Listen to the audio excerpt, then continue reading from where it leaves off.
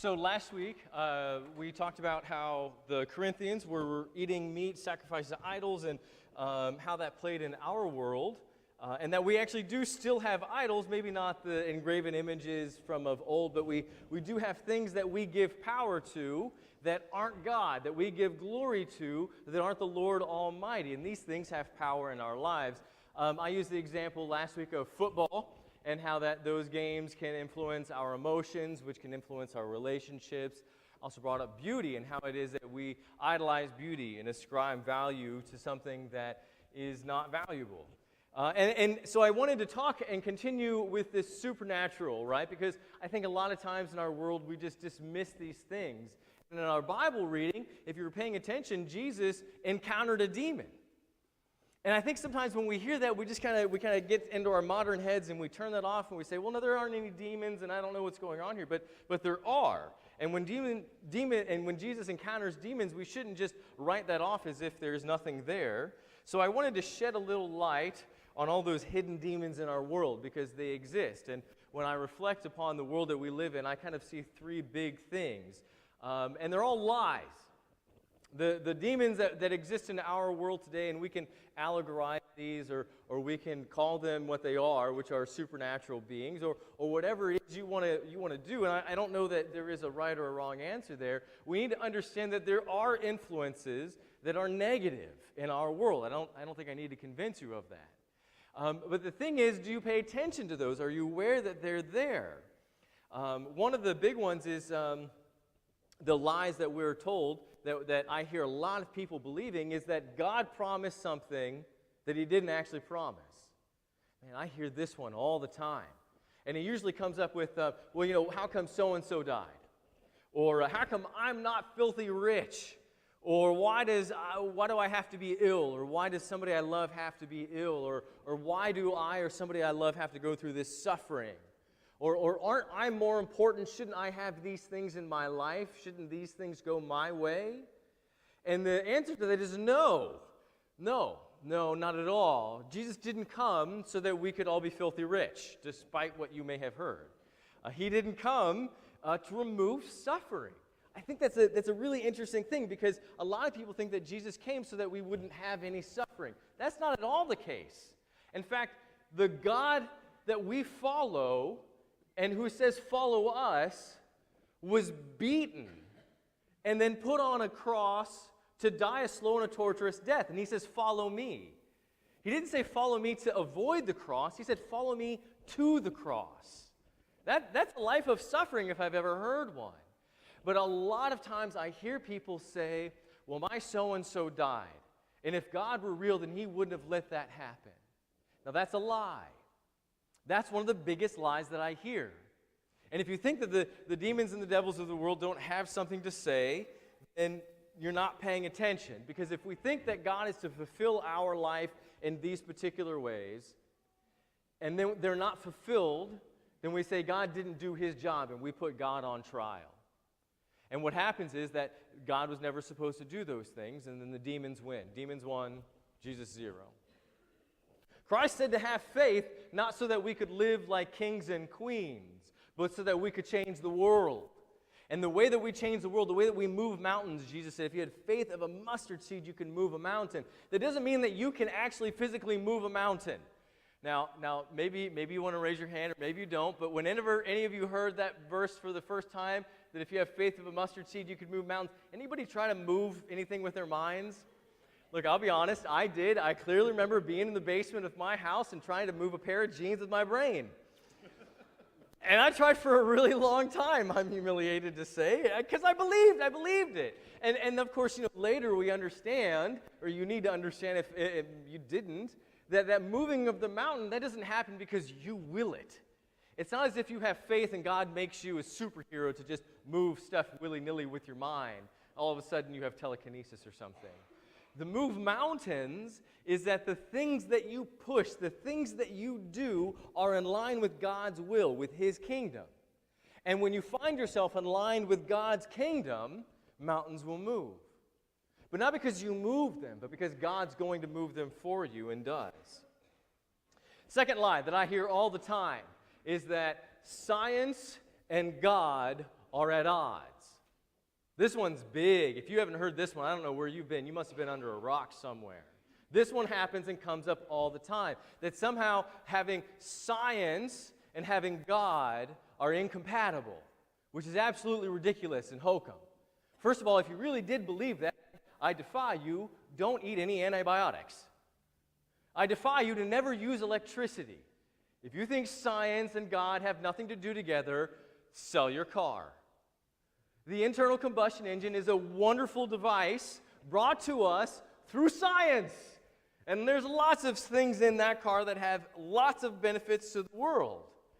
So what am I getting at here? So science and God, they have nothing against each other. In fact, all science does is describe who God is, how God made things. If you painted a picture, and it was a beautiful picture, you would be called an artist. If you did the same thing with math, you can be called a scientist. Both of them are describing how a tree is. One, how a tree looks. A biologist describes how a tree functions. Look, here's another example. If all of a sudden you watched your mother, this beautiful being that loves you, brought you into the world, you watched her make a pie. She has some dough and she rolls it out. Okay, and then she takes the apples and she skins the apples, cuts them up into nice little bits and pieces, and then takes all those pieces, assembles them together, puts the dough in the pan and the apples on. Oh, look, and you got the little cinnamon stuff in there. That's the good special sauce. You thought McDonald's had good sauce. No. Right? And then this isn't just some normal pie, right? This is an extraordinary pie. So we're going to put lattice work. You watch your mother intricately lay all of these pieces together in just the most beautiful way, an astounding way that blew you away. And you watch her put it into the oven. So you know what's coming, and you can smell it, and you can use all of your empirical skills that you have, and it's going to come out, and it's going to be a beautiful pie, and now you know your mother doesn't exist. Wait, what? Well, of course your mother can exist. You can describe how the pie was made, so it means your mother doesn't exist anymore, right? Well, science is the exact same thing. Just because you can describe how something was made, a tree, a person, the earth, doesn't mean that the person that made that, the being that made that, all of a sudden doesn't exist. In fact, if you pay attention to scientists, when you get really deep into the sciences, people have to spend their entire lives studying what other people have spent their entire lives just to know one little sliver of how God made something. It takes people their entire lives just to know one little facet of God. And when those people get really into that deep, deep stuff, it's amazing the things and the ways in which God made things. And you hear all the time in science, if it was off just by a little bit, it wouldn't work. If this bond wasn't the way it was, or if this thing happened just a little bit different, just a second off, just a little bit hair more, or a little bit hair less, none of this would have worked. So when you look at the intricacies that God makes the world, they don't destroy God, they prove Him. Science doesn't remove God, it explains who He is. And as soon as somebody tells you that the gift of intelligence that God gave you needs to be turned off so that you can believe God, you can believe that that's a lie. Another lie, and I hear this one a lot, and this happens in our culture, I think. This is a cultural lie, is that we are independent beings. How ridiculous is that? You are not an independent being. First of all, it took two people to make you. Second of all, somebody had to birth you. Finally, while you were being raised, somebody raised you. Okay, well, what if you were on welfare your entire life? Well, good. That means that not just one person raised you, hundreds, thousands, millions of people raised you. You are not an independent being. You can't be. Especially in Florida, you can't grow anything in this ground. You eat food, you consume electricity. Society proves that you are not independent, and yet we still try to tell ourselves that we're independent from everybody else, that we don't need anybody else, and that we can do it all by ourselves. Hokum! Nonsense! On stilts! It's ridiculous. You cannot be an independent being, and yet there it is. We see it all the time. Denominations How many denominations are there? You could probably spend a whole day trying to describe all the different denominations. They're not proof of our holiness. They're proof of our sinliness. And yet we say, oh no, we're going to go and be an independent denomination over here because those people are evil. Y'all evil, all of us, every last one of us, including the Lutheran denomination, don't have it all right. Now, I'm too close to this tree to see how we have it wrong. But I guarantee you, we do somewhere. I don't know what it is, and so does everybody else. And anybody who doesn't believe that is selling you something. What happens in society when we start becoming independent of ourselves and of our God is that we start saying to ourselves, well, I can be a Christian without going to worship. Well, that's ridiculous. The very definition of a Christian is one who worships Christ. Church is worship. You can't not worship Jesus and then be a Christian. It's like saying I am the quarterback for the Patriots. I know how to throw a football, and it's very easy. I could go buy a jersey right now. That doesn't make me a quarterback for the Patriots just because I can throw a football and I have a jersey. To be on the Patriots football team, I got to be on the Patriots football team. To be a Christian, you got to be on the team. That means church. That means worship. You ever hear this one? Faith is personal. Well, no, it can't be personal. There are no Christians who are born a Christian. There is no such thing as a born Christian. There's a born-again Christian, but no born Christian. Christians are made. They're not born. You have to be raised up and taught and corrected and encouraged and bolstered. It doesn't happen on accident. It happens because somebody shared their faith with you. Maybe that person was your mom. Maybe that person was a pastor or a neighbor. But it didn't happen on accident. It happens because somebody shared their faith with you. Now, here's the lie. The lie is that when we tell ourselves that our faith is personal, or that we're independent, or that we don't have to study the Bible or go to worship, we're being pulled from the herd. The Bible tells us that Satan prowls like a roaring lion. And we know from watching nature that if you wanted to catch an animal in the herd, you don't attack the whole herd. You wait for that one to go off by themselves. The one that's off by themselves, that's the one that gets it.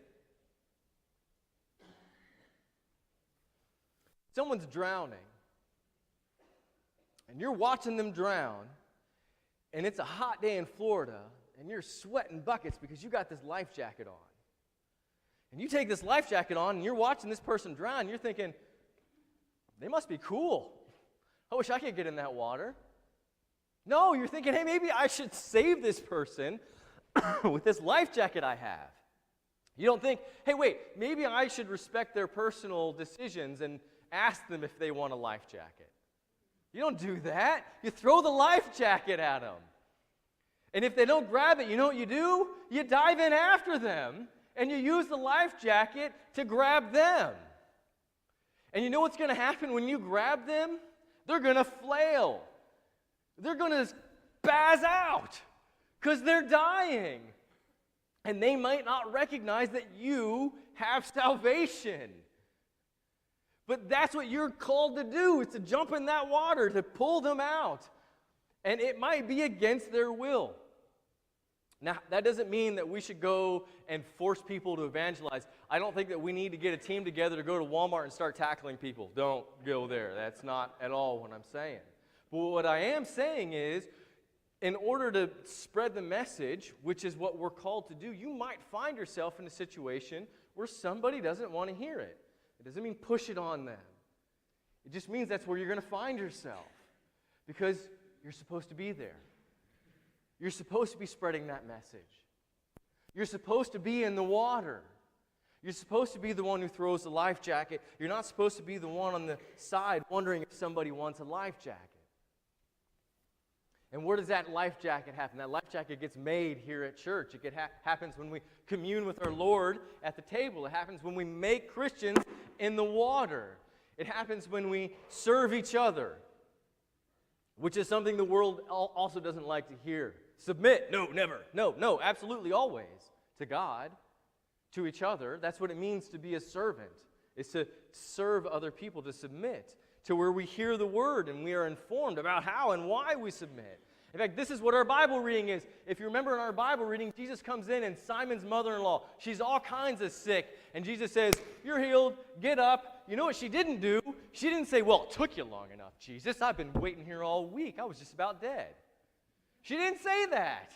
You know what else she didn't say? "Well, Jesus, I was septic. There's no antibiotic in the world that could have cured me. I had MRSA."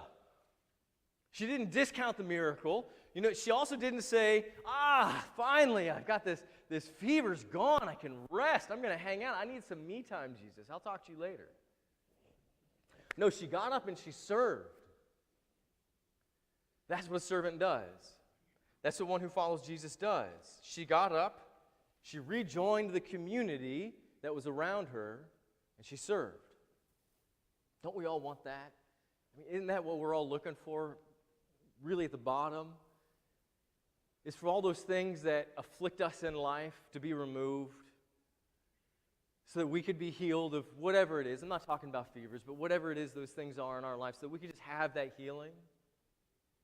And what's interesting is everybody recognizes the blessings that Jesus gives. In fact, early in the morning, Jesus got up and he went out to pray, and his disciples found him, and they came back and they said, "Jesus, there are people looking for you. You need to get back to work and heal them." And Jesus' answer was, "That's not why I came. Look, we're going the other way. Follow me." Which is the other message. That whatever we think Jesus came to do isn't what we think Jesus should do. We're supposed to follow whatever he says and go and do. And for him, the message was, get in relation. There's a message. The message is that I came to save, says Jesus. The message is that your sins can be forgiven, says Jesus. The message is that I'm going to give you this church, this thing. And when you follow and when you do those, that's from where the blessings flow.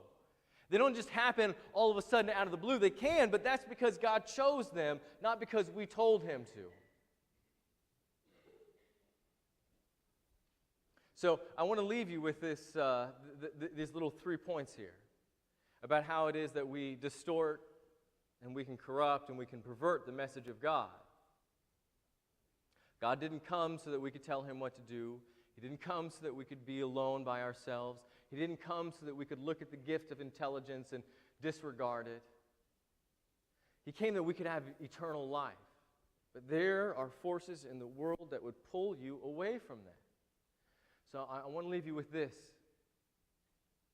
The most beautiful trick the devil ever pulled was convincing the world he didn't exist.